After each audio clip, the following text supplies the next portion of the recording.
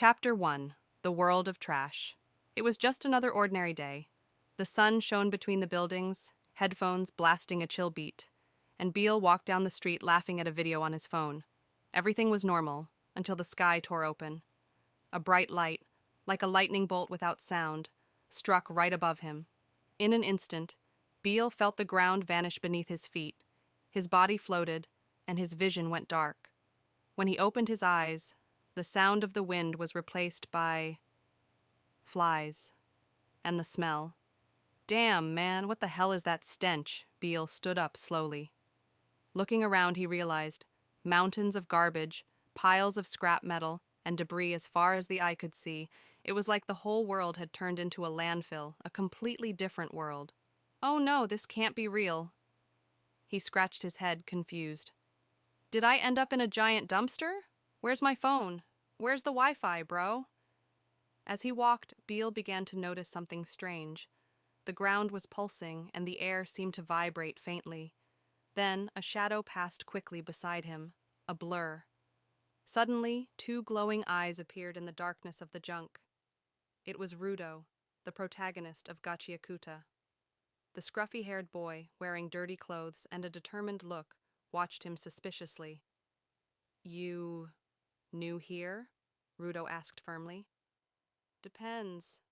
Where is here? The city dump or hell? Beale replied with a cocky grin.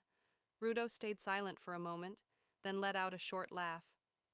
You talk too much for someone who just fell into the hole. That's when Beale realized the truth. He was in the hole, the place where the impure were thrown away. The same world where the Junkers were born, warriors who wielded the power of sacred items. But Beale didn't know any of that yet. All he knew was that his heart was pounding, and a strange sound echoed around him, as if the entire trash heap was vibrating in sync with his body. A power was awakening. Hey, why is the ground shaking?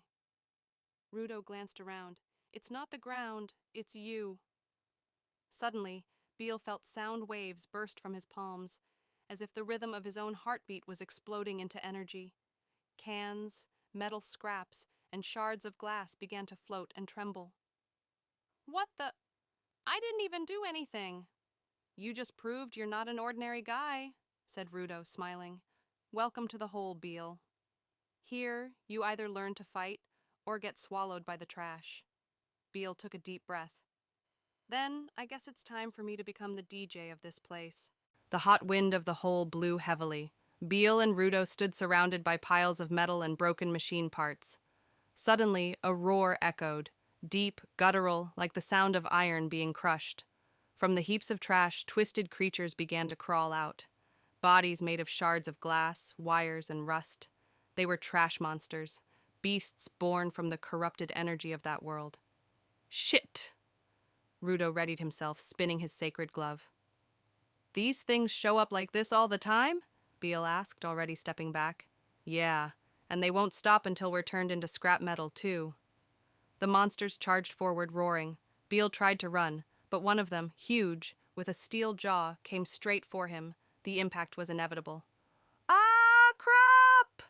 Before it hit him, a deafening sound burst out from Beale's body. A wave of rhythmic, vibrating sound filled the air, and what sounded like the beat of his own heart turned into a funk rhythm. Tum-ta-ta-tum, tum-ta-ta-tum. The ground shook. Piles of metal flew apart, and the monster was blasted away, smashing through a wall of debris. The echo of the beat resounded through the entire hole. Rudo's eyes widened. That came from you? Panting, Beale looked at his hands, still vibrating. What the hell was that? Did I just turn into a human speaker? He looked around, half scared, half amazed. Did I blow that thing up with the 150 beats per minute beat? Rudo laughed, still in disbelief. No, that's not just sound. That's power. A personalized relic. A what? Beale asked. An object linked to your soul, something that carries your strongest value.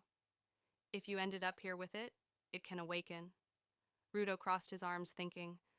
So, tell me, Beale, what's the most important object to you? Beale thought for a moment, looked at his torn backpack, and pulled out something crumpled but intact.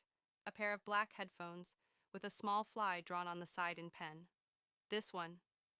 These are the headphones I used for my sets. I had 'em with me every day, man. Rudo smiled. Then that's it. That's your relic. It's responding to you. And its name is...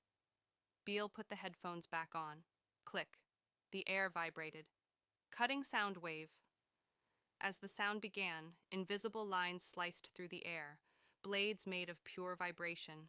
The remaining monsters lunged forward only to be torn apart by the rhythm, the beat shredding them as if the air itself were dancing. Every step Beale took came with another musical strike. Rudo shouted, "Unbelievable! You just wiped out half a horde of trash monsters by yourself." Beale lifted his cap and smirked. "Real talk, bro. I just dropped the beat."